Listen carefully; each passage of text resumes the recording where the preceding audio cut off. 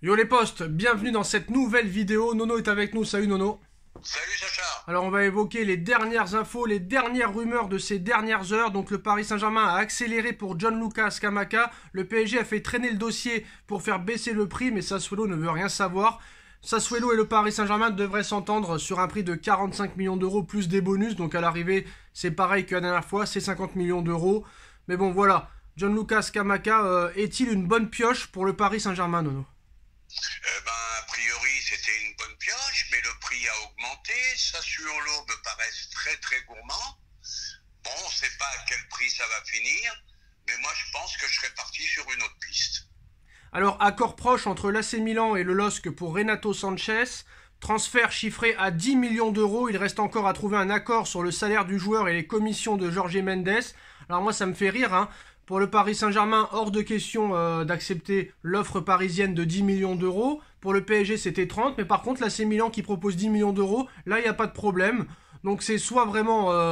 pour le Paris Saint-Germain, ce n'est pas le même prix que les autres, mais ça on le savait déjà. Mais moi je pense quand même, Nono, on va pas se mentir que... Voilà, un jeune joueur à 10 millions d'euros, ça échappera pas au Paris Saint-Germain. Si vraiment le PSG l'aurait voulu, il l'aurait pris pour moi. Je pense que le PSG doit être sur un autre milieu beaucoup plus fort. C'est mon avis. Soit le PSG est sur autre chose, soit il y a un problème, parce que je comprends pas. La même offre que Milan, en plus il veut absolument venir à Paris. Qu'est-ce qui bloque? Point d'interrogation. Mais je pense que c'est la petite revanche de Monsieur Létang, ancien président délégué du PSG. Ancien directeur sportif surtout. Ancien directeur sportif, pardon. Parce qu'il n'y a jamais eu de président délégué au Paris Saint-Germain. Alors maintenant, Nono, on va parler d'autre chose. Hein. Comme tu sais, Ousmane Dembélé n'a toujours pas prolongé son contrat. Et surtout qu'au niveau du FC Barcelone, on est en train de faire un mercato quand même assez XXL et intelligent, Nono. Christensen de Chelsea qui vient de signer gratuitement. Franck Kessié qui vient de signer gratuitement. Donc un milieu de terrain et un défenseur central. Azpilicueta et Marcos Alonso de Chelsea devraient eux aussi signer au Barça à moindre coût. Et le Barça aurait la possibilité de très vite conclure le dossier Rafinha à plus de 55 millions d'euros. Bon, honnêtement, on va pas encore parler, Nono, parce qu'on va se répéter des problèmes financiers du FC Barcelone. Faut pas oublier quand même, c'est pas pour les défendre qu'ils ont fait vraiment des efforts financiers, parce que Griezmann a été vendu plus de 55 millions d'euros et ils se sont débarrassés de son salaire. Ils se sont débarrassés aussi du salaire énormissime de Léo Messi, le salaire énormissime de Luis Suarez, faut pas l'oublier non plus. Et surtout, là, ils ont pris beaucoup de joueurs gratuits, donc voilà, je pense quand même qu'ils auraient pu se permettre, ils peuvent se permettre de faire Rafinha 55 millions d'euros. Est-ce que c'est pour l'instant le club qui fait le meilleur mercato avec le Bayern de Munich? Ils recrutent malin, c'est la mode. Ils prennent deux joueurs libres, donc il y a un coût qui est moindre. Ils prennent deux joueurs libres. Comme tu as dit, Messi en moins, Griezmann en moins, la masse salariale est plus forte. Donc ils peuvent se permettre de signer Rafinha. Mais si Rafinha vient, je pense que Dembélé partira. Eh ben ça tombe bien parce que Dembélé, son agent, s'est rendu à Milan hier pour rencontrer les dirigeants de l'Inter de Milan. Donc il y a une possibilité que Ousmane Dembélé ne prolonge pas. Je pense que réellement, si Ousmane Dembélé pouvait ou voulait prolonger, il aurait déjà prolongé. Il n'est plus sous contrat avec le Barça depuis le 30 juin dernier. Donc il est officiellement chômeur entre guillemets. Est-ce que tu penses que Ousmane Dembélé peut signer à l'Inter de Milan? Franchement, je pense pas que ce soit un championnat très clairement fait pour lui. Je pense que le calcio n'est pas fait pour lui. Bon, maintenant, ils lui font une proposition avec un salaire à la baisse. Donc ça aussi, il faudra m'expliquer. Ils décident de baisser les salaires un peu partout. Donc, j'arrive pas à comprendre ce mouvement-là. Alors, peut-être que, peut-être le Milan AC. Paris, j'y crois plus trop du tout. Non mais je te dis l'Inter de Milan, tu me parles du Milan AC, Nono, je ne comprends pas. L'Inter de Milan, pardon, excuse-moi. Alors, Skriniar, ça traîne, mais Di Mardio aujourd'hui à la Gazzetta dello Sport dit ce n'est qu'une question de juste prix, le Paris Saint-Germain le veut et ils croient qu'ils peuvent conclure ce deal. Faudra mettre 70 millions d'euros ou ils ne l'auront pas. Est-ce que le PSG doit vraiment mettre 70 millions d'euros sur Skriniar à un an de la fin de son contrat? Moi, je trouve que c'est surpayé. Voilà, on va appeler ça le tarif PSG. C'est surpayé. Je peux peut-être te surprendre. Moi, j'abandonnerai la piste. Voilà, faut arrêter de se faire pigeonner comme ça. Oui, mais Nono. À un an de la fin de contrat. Nono. Mathis de Ligt aussi est à un an de la fin de son contrat à la Juve et le Bayern de Munich va dépenser 95 millions d'euros. Enfin, 90, 60. Alors ça veut dire qu'il n'y a plus de prix. Voilà. Ils sont tous devenus fous. Voilà, Qu'est-ce que tu veux c'est que je tout te ce dise? j'ai à dire. Hazard, à un an de son contrat, ils l'ont acheté 110 millions d'euros le Real. Donc à un moment donné, tu vois, tu peux pas faire autrement. Ils jouent leur partie aussi, l'Inter de Milan. Alors, bon, pour moi c'est cher, mais bon, t'as pas le choix. C'est solide quand même, hein, c'est solide Milan Skriniar derrière. Donc moi je pense que ça vaut le coup. Il faut essayer de faire descendre le prix à 60, ça me paraît juste. Moi, il me plaît beaucoup. Bon, comme je t'ai dit 100 fois, c'est pas mon oseille. Mais c'est juste le principe d'arrêter de se faire pigeonner. À un an de la fin de contrat, 70 bâtons, c'est cher. 60 c'est bien, 60 ça les vaut.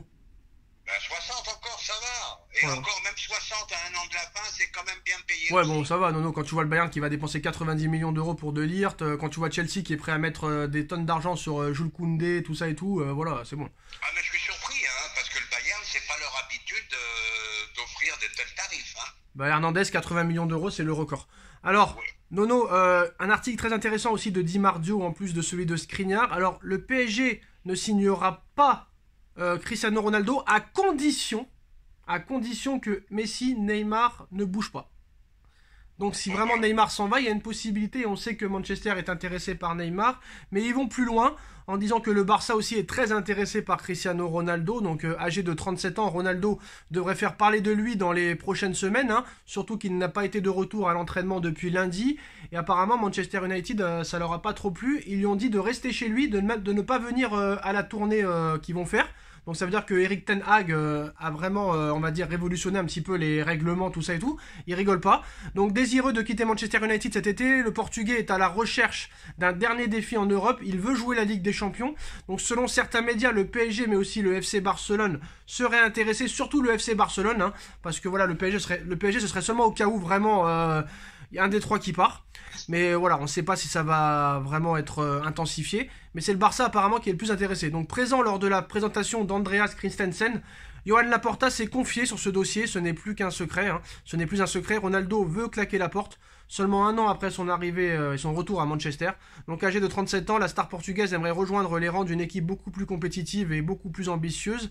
L'arrivée de Erik ten Hag ne devrait avoir aucune influence sur la décision de Ronaldo, qui a demandé à son agent de lui dénicher une nouvelle équipe en Europe. Et on sait, Nono, que Jorge Mendes est très proche du Paris Saint-Germain. Et à en croire la presse anglaise aujourd'hui, les nouveaux propriétaires de Chelsea rêveraient d'un duo Cristiano Ronaldo-Neymar. Donc au Paris Saint-Germain, on tenterait de l'associer peut-être à Léo Messi, mais je pense que là, c'est se mettre une balle dans le pied de prendre Cristiano Ronaldo en plus de toutes ses stars. Alors, est-ce que le PSG est prêt à s'attaquer à Ronaldo dans les prochaines semaines? Selon les informations divulguées aussi par 90 minutes ce vendredi, le PSG garderait quand même un œil, mais très éloigné sur Cristiano Ronaldo. Cet intérêt proviendrait des dirigeants qataris, malgré la sortie de Nasser Al-Khelaifi sur la fin du bling-bling à Paris.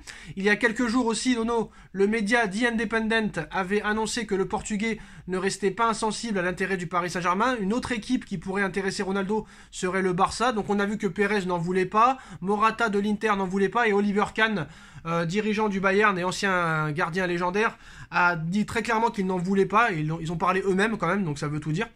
Alors, certaines rumeurs évoquent aussi une possible offensive du Barça dans ce dossier Cristiano Ronaldo, malgré ses grosses difficultés financières. Ce mercredi, Johan Laporta avait évoqué ce sujet. Hein. J'ai eu un dîner lundi avec Jorge Mendes et nous avons parlé du marché en général. Cristiano Ronaldo, je ne vais pas parler des joueurs qui ont été mentionnés pendant la réunion, mais il est toujours intéressant de connaître la situation de certains noms du marché. Cristiano Ronaldo, je ne vais pas parler des joueurs dans un sens ou dans l'autre. Cela pourrait être mal interprété. Tous les footballeurs méritent le respect. Cela n'est pas dans l'intérêt du Barça. Nous devons respecter les joueurs qui ont des contrats avec d'autres équipes, avait déclaré le président de la formation Blaugrana. Donc ce jeudi, le dirigeant en a remis une couche lors de la présentation d'Andreas Christensen. Nous avons la chance. De nombreux joueurs veulent venir au Barça. Peut-être que certains joueurs de rivaux plus directs n'y pensent pas, mais la plupart y pensent. Je parle en général de grands joueurs qui sont dans de grands clubs, qui sont excités s'ils voient l'option de venir. Le handicap que nous pouvons avoir est temporaire, et lorsque nous pourrons le surmonter, nous reviendrons sur le marché avec de plus grandes garanties de succès, a confié Johan Laporta dans des propos rapportés par Marca. Juste mon avis vite fait, Nono, après je te laisse parler sur ce sujet. Je pense pas qu'il restera à Manchester United parce que c'est impossible qu'un joueur comme Cristiano Ronaldo joue l'Europa League. Voilà, marketingement c'est impossible.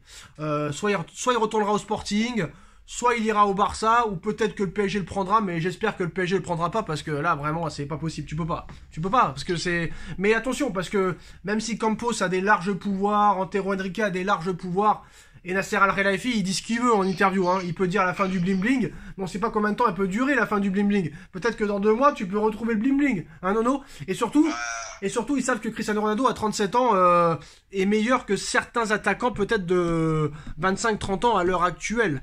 Donc, qu'est-ce que tu penses honnêtement du dossier Cristiano Ronaldo? Bon, on va commencer par Manchester United. Bon, alors Ronaldo leur fait la misère. Hein. Là, ils ont communiqué qu'il avait des problèmes familiaux. Donc, ils nous prennent une nouvelle fois pour des bourrins. On va continuer avec Barcelone. Laporta va rendre fou tout le monde.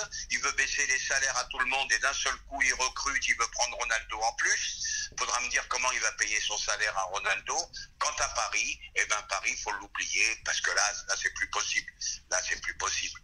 Ronaldo, malgré ses qualités de buteur, ne défend plus du tout. Alors Ronaldo plus Messi, c'est impossible, et tu gagnerais pas la Ligue des Champions comme ça. Attends, donc voilà, moi je pense que le football devient complètement fou.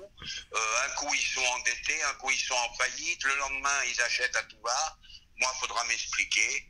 Voilà, je comprends plus rien. Voilà, je te dis franchement, j'y comprends plus rien. Bah déjà, faut pas croire que tous les ans, parce qu'il y a du changement, tu vas gagner la Ligue des Champions directement. Hein. Si déjà l'année prochaine tu fais une demi-finale, c'est déjà bien. Hein. Si tu fais une demi-finale, c'est déjà bien. Après, moi, j'ai vu que Cristiano Ronaldo aussi est prêt à faire des sacrifices sur son salaire. Il est déjà milliardaire. Lui et Lionel Messi sont les 2 seuls footballeurs qui sont milliardaires. Donc je pense qu'il va baisser considérablement son prix parce que voilà, il n'y a pas 12 000 clubs qui peuvent se l'offrir. Peut-être un retour au Sporting, mais voilà, attention, les patrons restent toujours les Qataris et non Luis Campos ou Enrique. Donc s'ils veulent faire Ronaldo, rien que pour emmerder tout le monde, ils le feront, Nono, faut faire attention. Hein. Ouais, peut-être, mais Ronaldo ne croit pas. Il jouera pas pour une poignée de main. Ronaldo, jusqu'à l'année dernière encore, il avait toujours le même salaire. Messi, c'est pareil. Ils font pas de cadeaux ces joueurs-là, malgré tout. Hein. Faut oublier ça. Alors sinon, Nono, Pogba et André Di Maria qui signent à la Juve, un petit mot là-dessus. Bon, Pogba, je suis bien content qu'il aille là-bas. J'ai vu son dernier machin sur Instagram. Le mec, il a complètement disjoncté. Il est complètement perché. Vraiment, je sais pas si tu l'as vu. Ouais, j'ai dans vu. Son jet privé. Tu l'as vu? J'ai vu. Allô? Oui, j'ai vu. Voilà, donc le mec, il est complètement perché. Lui aussi, je pense que c'est plus un joueur de football. Incroyable. Je ne reconnais plus mon football d'antan. Et El Fideo, qu'est-ce que t'en penses? Pardon? El Fideo qui rejoint la Juve, ça fait un petit choc quand même. Hein. Ça fait un peu un passement au cœur. Un passement au cœur, non? Bah oui, El Fideo, qu'est-ce que tu veux que je te dise? El Fideo, ça me fait chier. Moi, je l'aimais bien, Di Maria. Bon, ben pareil, un limite d'âge, 35 ans. Il n'a pas fait une dernière saison magnifique. Bon, il jouait pas souvent, je reconnais. Mais c'est pour ça, entasser star sur star, c'est pas bon. Voilà. Après, Di Maria, peut-être que des fois il était limité, mais au moins il s'est toujours battu. Hein. Donc quoi qu'il en soit...